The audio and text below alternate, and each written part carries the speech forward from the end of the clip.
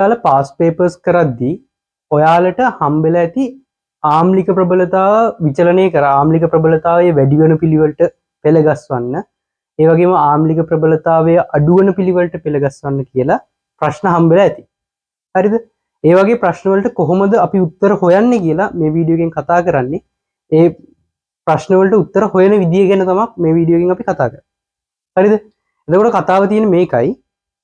මේකෙදී ආම්ලික ප්‍රබලතාවය ගැන කතා කරනකොට ඇත්තටම ආම්ලික ප්‍රබලතාවය ගැන කතා කරද්දී අපිට ඔය සංයෝග ගැන දැන් අපි තුන්වෙනි පාඩමේ දන්න විදිහට නම් අම්ලයක් කියලා කියන්නේ H+ පිට කරන කෙනෙක්, භස්මයක් කියලා කියන්නේ OH- පිට කරන කෙනෙක්.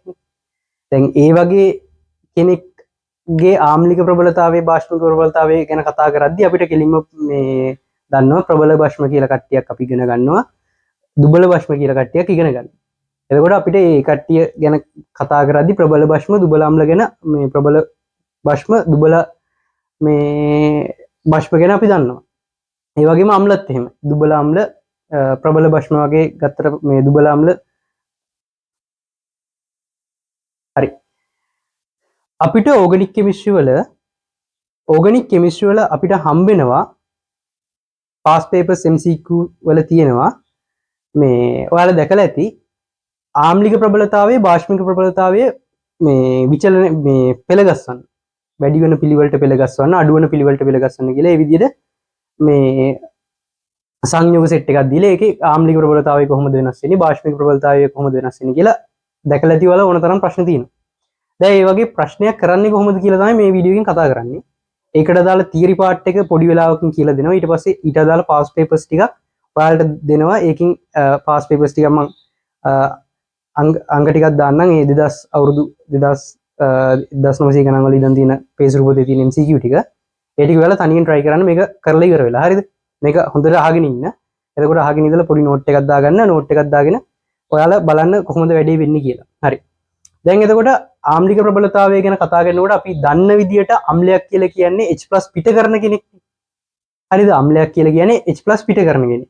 ඒ තුන්වෙනි පාඩමේ ඉගෙන ගන්න විදිය. හැබැයි ඕක සමතුලිතතාවයගේ පාඩමකදී වෙනස් විදියට අර්ථ දැක්වීම් කීපයකින් අම්ල භස්ම කියන ඒවා ඉගෙන ගන්න. අම්ල කියලා කියන්නේ මොනවද? භස්ම කියන්නේ මොනවද කියලා අර්ථකථන කීපයක් දෙනවා. හරි. ඒ වගේම අපි බලමු ආම්ලික ප්‍රබලතාවය කෙරෙහි බලපාන සාධක ටිකක් ගැන. ආම්ලික ප්‍රබලතාවය කෙරෙහි බලපානවා සාධක කීපයක්, මුහුම්කරණය බලපානවා. ඒ වගේම ඒ පරමාණු වලට සම්බන්ධ මේ ඒ සංයෝග වලට සම්බන්ධ පරමාණු බලපානවා. ඒ වගේම සංප්‍රයුක්ත මුහුම, ඒ කියන්නේ සංප්‍රයුක්ත ව්‍යුහ හැදීමත් ව්‍යුහ හදන එකත් ඒකට දායක වෙනවා ආම්ලික ප්‍රබලතාවය. හරි. බලමු. මේ විදිහට ශ්‍රේණියක් හදලා තියෙනවා. ඔයාලා දැන් ශ්‍රේණි මේක කලබල වෙන්න එපා මේක. මේ ඇල්කේන කොහොමද අම්ලයක් වෙන්නේ කියලා ඔයාලට ප්‍රශ්නයක් ඇතිනේ. ඒක ඉස්සරහට මම කියන්නම්. දැන් මේකේ පටන් ගන්න ශ්‍රේණිය අඩුම ආම්ලික ප්‍රබලතාවයක් තියෙන්නේ ඇල්කේන වලට.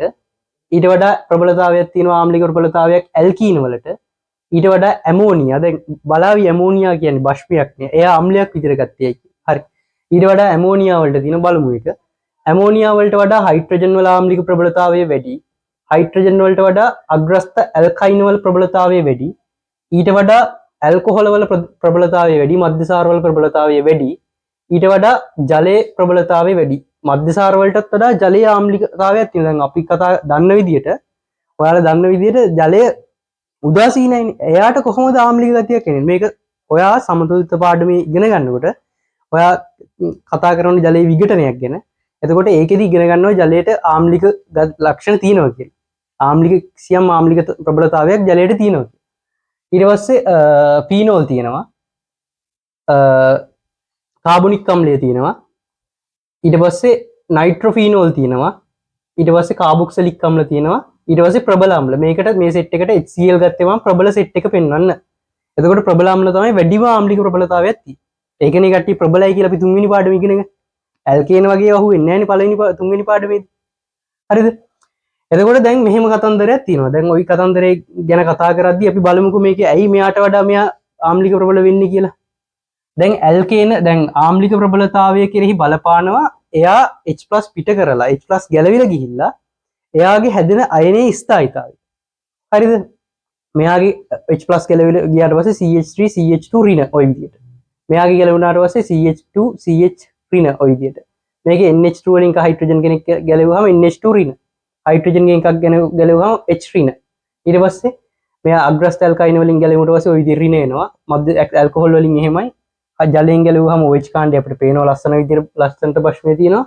ඊට පස්සේ මේකේ ෆිනොක්සයිඩ් අයනේ ඔය විදිහට තියෙනවා. බයිකාබනේට් ඔය විදිහට තියෙනවා. කාබනේට් අයනේ බයිකාබනේට් අයනේ ඔය විදිහට තියෙනවා. ඊට පස්සේ නයිට්‍රොෆීනෝල් වලින් හැදෙන අයනය, ඒ වගේම කාබොක්සිලික් ඇසිඩ් එකෙන් හැදෙන අයනය, ඒ වගේම ඔය ප්‍රබල අම්ල වලින් හැදෙන අයන. ඔය ටික තමයි මේ ඒ කට්ටියගේ හැදෙන අයන ගැලවුණාට පස්සේ. හරිද? ඔය ආම්ලික ප්‍රබලතාවය කියන එක රඳා පවතිනවා ඔය H+ පිට කරාට පස්සේ හැදෙන අයනයේ ස්ථායීතාවය මත.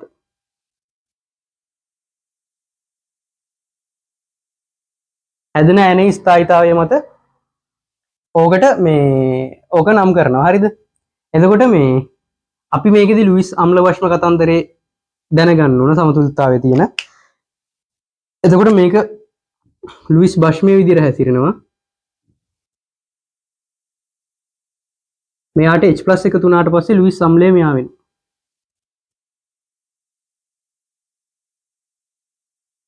ඒ සෑදෙන අයනේ ස්ථායීතාවය වැඩි නම්, සෑදෙන අයනේ ස්ථායීතාවය වැඩි නම් මේ ප්‍රතික්‍රියාව මේ පැත්තට තමයි වැඩිපුර යන්නේ. මේක සමතුලිත ප්‍රතික්‍රියාවක් කියලා හිතන්නකෝ. මේ සමතුලිත ප්‍රතික්‍රියාවේ වැඩිපුර යන්නේ, වැඩිපුර රියැක්ෂන් එක තියෙන්නේ ස්ථායි වෙන තරමට. අයනේ සෑදෙන අයනේ ස්ථායීතාවය වැඩි වෙන්න ආම්ලික ප්‍රබලතාවය වැඩි වෙනවා. දැන් බලමුකෝ මෙයාගේ මේ අඩුම ආම්ලිකතාවයක් තියෙන මෙයා. මෙන්න මේ CH3 CH2 කියන අයනේ මේවා දැකලා තියෙද? ඔයාලට ඕගනික් කෙමිස්ට්‍රි වල හම්බෙන මෙන්න මේ වගේ කෙනෙක් හම්බෙලා තියෙද? CH3 CH2 මේක ඔයා මෙහෙම දැකලා නැතුව ඇති. MgCl හරි Br හරි කවුරු හරි මෙන්න මෙයා ග්‍රීනාඩ් ප්‍රතිකාරකය කියලා තමයි අපි කියන්නේ මෙයාට. ග්‍රීනාඩ් ප්‍රතිකාරක. ග්‍රීනාඩ් ප්‍රතිකාරකයේ මෙන්න මේ කැලල ගැලව අයින් කරාට පස්සේ ওই විදිහට ඇනායනයක් හැදෙන්නේ. හරිද? ওই විදිහට මේ විදිහට මේ ඍණායනයක් හැදෙන්නේ. එකසර ඉලෙක්ට්‍රෝන යුගලක් තියෙන. මෙයා තමයි ප්‍රබලම බෂ්මය. ඔයාලා ඉගෙන ගන්න ඕනේ ග්‍රීනාඩ් ප්‍රතිකාරකය කියන්නේ ප්‍රබලම බෂ්මය. හරිද? මෙයාගේ ආම්ලික ප්‍රබලතාවය අඩුයි. බාෂ්මික ප්‍රබලතාවය ගත්තට පස්සේ බාෂ්මික ප්‍රබලතාවය මෙයාගේ මාර විදිහට වැඩි. මේ හැදෙන අයනේ මේ බාෂ්මික ප්‍රබලතාවය වැඩි. හරිද? බාෂ්මික ප්‍රබලතාවය වැඩි හින්දා බාෂ්මික ප්‍රබලතාවය ලොකු අගයක් තියෙනවා. එතකොට ප්‍රතික්‍රියාව හැමතිස්සෙම වෙන්නේ එයා ප්‍රබල බෂ්මයක්. එයාට කොහෙන් H+ තිබ්බත් එයා ප්‍රතික්‍රියා කරනවා. ඇල්කීනත් එක්ක ප්‍රතික්‍රියා කරන්නේ නැහැ. ඇමෝනියාගේ දැන් මෙන්න මේ CH2 කියන මෙන්න මේ අයනය CH3 CH2 ඍණ අයනය ඇමෝනියත් එක්ක ප්‍රතික්‍රියා කරනවා. හයිඩ්‍රජන් වායුවත් එක්ක ප්‍රතික්‍රියා කරනවා. ඊට පස්සේ මෙයා අග්‍රස්ත ඇල්කයිනත් එක්ක ප්‍රතික්‍රියා කරනවා. ඇල්කොහොල් වල තියෙන හයිඩ්‍රජන් එක්ක ප්‍රතික්‍රියා කරනවා. ඒ වගේම ජලයේ තියෙන H+ එකක් අරගෙන ඇල්කේන් එකක් බවට පත් වෙන හැමතිස්සෙම ඇල්කේන් එකක් බවට තමයි පත් වෙන්නේ. හයිඩ්‍රජන් අරගෙන H+ අරගෙන ඇල්කේන් එකක් බවට මේ පැත්තට තමයි ප්‍රතික්‍රියාව සිද්ධ වෙන්නේ. එතකොට එයා ඇල්කේන් එකක් බවට පත් වෙන. එයා දුබලම අම්ලය වුණාට එයා ප්‍රබලම බෂ්මයේ විදිහට ක්‍රියා කරනවා. හරිද? එතකොට මෙයාගේ හැදෙන සංයුග්මක බෂ්මය මෙයා ප්‍රබලම බෂ්මයේ විදිහට හැසිරෙනවා. දුබලම කෙනාගෙන් හැදෙන කෙනා ප්‍රබලම කෙනා විදිහට හැසිරෙනවා. එතකොට මෙයාට වඩා මෙයාගේ ආම්ලිකතාවය වැඩි, මෙයාට වඩා මෙයාගේ වැඩි, මෙයාට වඩා මෙයාගේ වැඩි. ඔය විදිහට තමයි ආම්ලික ප්‍රබලතාවය වැඩි වෙන්නේ. එතකොට මේ ග්‍රීනාඩ් කියන ප්‍රතිකාරකය ඔයා දන්නවනේ. ග්‍රීනාඩ් කියන ඇල්කේනත් එක්ක ග්‍රීනාඩ් ප්‍රතික්‍රියා කරන්නේ නැහැ. ඇල්කීනත් එක්ක ප්‍රතික්‍රියා කරන්නේ නැහැ. හයිඩ්‍රජන් එක්ක ඒ වගේම ඇමෝනියා එක්ක අග්‍රස්ත ඇල්කයින් එක්ක කාබොක්සිලික් මොනවද ඇල්කොහොල් එක්ක ජලය එක්ක ෆීනෝල් එක්ක මේ හයිඩ්‍රජන් කොහෙන් හරි ගලව ගන්න පුළුවන් තියෙන තැනක පොඩි හරි ආම්ලික ගතියක් තියෙන තැනක් එක්ක ඔය ග්‍රීනාඩ් ප්‍රතිකාරකේ ප්‍රතික්‍රියා කරනවා. ඒක තමයි ග්‍රීනාඩ් ප්‍රතිකාරකේ අපි එවලේ හදාගෙන පාවිච්චි කරන්නේ. ඒක හදලා තියාගෙන පාවිච්චි කරන්නේ නැහැ. මොකද එයා මාර ප්‍රතික්‍රියාශීලී. හරිද? ඔය ටික තමයි තියෙන්නේ බෂ්ම මේ අම්ල ශ්‍රේණියේ. ඊට පස්සේ ආම්ලික ප්‍රබලතාවය මේ පැත්තට වැඩි වෙනවා. ඔන්න ඔය දිශාවට ආම්ලික ප්‍රබලතාවය ඔය පැත්තට වැඩි වෙනවා. ඒ වගේම බාෂ්මික ප්‍රබලතාවය මේ කට්ටියගේ හදන ඇනායන වල බාෂ්මික ප්‍රබලතාවය මේ පැත්තට වැඩි. දැන් ක්ලෝරයිඩ් කියන කෙනා ගත්තොත් ප්‍රබලම අම්ලයනේ. දැන් HCl ගත්තොත් ප්‍රබල අම්ලය. ඒ ප්‍රබල අම්ලෙන් හැදෙන ක්ලෝරයිඩ් අයනේ ස්ථායීතාවය ගොඩක් වැඩි. එතකොට HCl කියන එක්කෙනා ගත්තට පස්සේ HCl කියන කෙනා ගැලවිලා ඔය විදිහට ඔය සමතුලිත ප්‍රතික්‍රියාවක් කියලා හිතන්නකෝ. ඒකේ H+ සහ ක්ලෝරයිඩ් අයන ඔය විදිහට ගැලවෙනවා. ගැලවිලා වැඩිපුර හැදෙන මේකේ ස්ථායීතාවය වැඩිනේ. එතකොට ස්ථායීතාවය වැඩි හින්දා ප්‍රතික්‍රියාව වැඩිපුර මේ පැත්තට නැඹුරු වෙලා තියෙනවා. එතකොට අපි ඒක දිශානාත්මක ප්‍රතික්‍රියාවක් විදිහට ගන්න. ඒකේ ප්‍රබලතාවය මාර වැඩි. ඒ හැදෙන ඇනායන ස්ථායීතාවය මාර වැඩි. ප්‍රබල අම්ල වල ඒකයි ප්‍රබල අම්ල කියලා කියන්නේ. ඒ කට්ටියගේ හැදෙන ඇනායන ස්ථායීතාවය වැඩි. ඒකින්ද යාලා ලොකු මාධ්‍යයට ලොකු H+ ප්‍රමාණයක් දෙන පූර්ණ විදිහට විඝටනය වෙලා. හොඳට H+ තියෙනවා. ඊට පස්සේ ඇල්කේන සහ ඇල්කීන ගැන කතා කරාට පස්සේ ඒ දෙන්නගේ ආම්ලික ප්‍රබලතාවය මෙයාට වඩා මෙයා වැඩි වෙන්න හේතුව එයා ඒ දෙන්නගේ මුහුම්කරණය. මෙයාගේ මුහුම්කරණය ගත්තට පස්සේ ඇල්කේන වල මුහුම්කර මම ඇල්කේන ඇල්කීන ඇල්කයින වල කතන්දරය කියන්නම්. ඇල්කේන ඇල්කීන ඇල්කයින ගත්තට පස්සේ ඇල්කේන තියෙන්නේ sp3 මුහුම්කරණය. ඇල්කීන තියෙන්නේ sp2 මුහුම්කරණය වෙලා. ඒ වගේම ඇල්කයින තියෙන්නේ sp මුහුම්කරණය වෙලා. අපි දන්නවා s ලක්ෂණ වැඩි වෙන්න එයාගේ විද්‍යුත් ඍණතාවය වැඩි වෙනවා.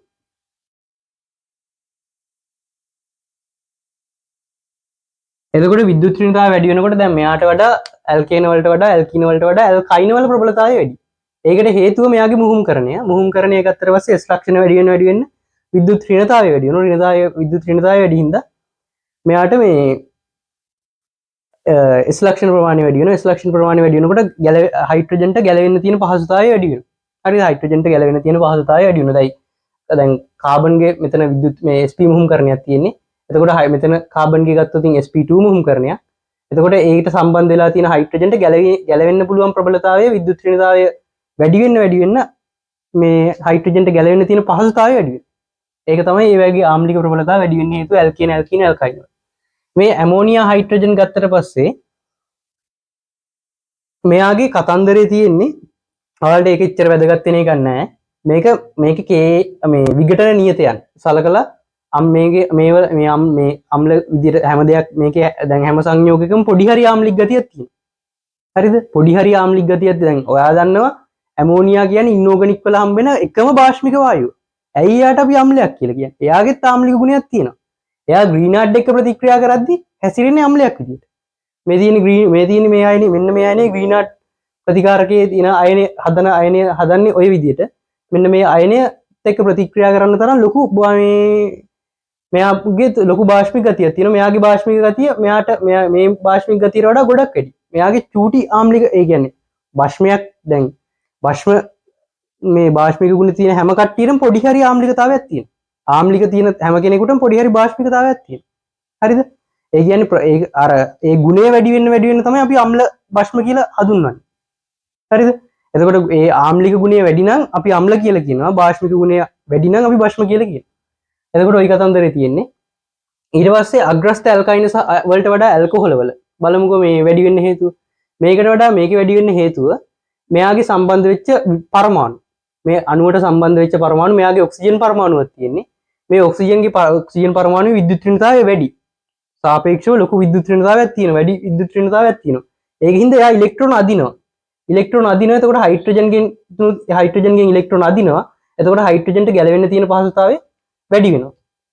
මෙයාගේ ගත්තොත් මෙයාගේ තියෙන්නේ කෙලින්ම ඔක්සිජන්ට සම්බන්ධ වෙච්ච හයිඩ්‍රජන්. මෙතන හයිඩ්‍රජන් එකක් කාබන්ට සහ ඔක්සිජන්ට සම්බන්ධ වෙලා තියෙන. මෙතන ගත්තට පස්සේ හැදෙන මේ ඔක්සිජන් පරමාණු සෙට් වෙලා තියෙන්නේ. ඔක්සිජන් හයිඩ්‍රජන්ට මෙතනත් ඔක්සිජන්ට පරමාණු හයිඩ්‍රජන්ට සෙට් වෙලා තියෙන්නේ. මේ පැත්තෙන් කාබන්ට සෙට් වෙලා තියෙන්නේ. මේ පැත්තෙන් දෙපැත්තටම හයිඩ්‍රජන් සෙට් වෙලා තියෙන්නේ. ඒ වගේම මේකේ හැදෙන අයනිය. හැදෙන OH අයනිය හැදෙන ඒක ස්ථායි.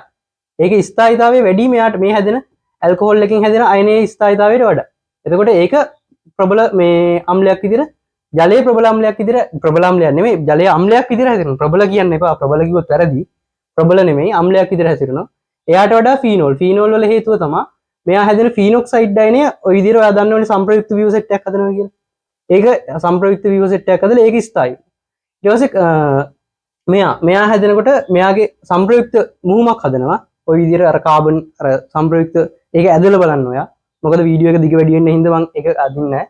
මෙයා මේක හදනවා. ඊට පස්සේ නයිට්‍රෝෆීනෝල් ගත්තා පස්සේ එයාගේ වැඩි වෙන්න හේතුව මේ ෆීනෝල් වලට වඩා නයිට්‍රෝෆීනෝල්ගේ වැඩි වෙන්න හේතුව ආම්ලිකතාවය. මේ නයිට්‍රෝෆීනෝල් කියලා කියන්නේ වික්‍රියකාරකය. මෙයා ඉලෙක්ට්‍රෝන මෙහාට අදිනවා. ඒ බලපෑම ඉලෙක්ට්‍රෝන දැන් නයිට්‍රෝෆීනෝල් ගත්තට පස්සේ ඔය විදියට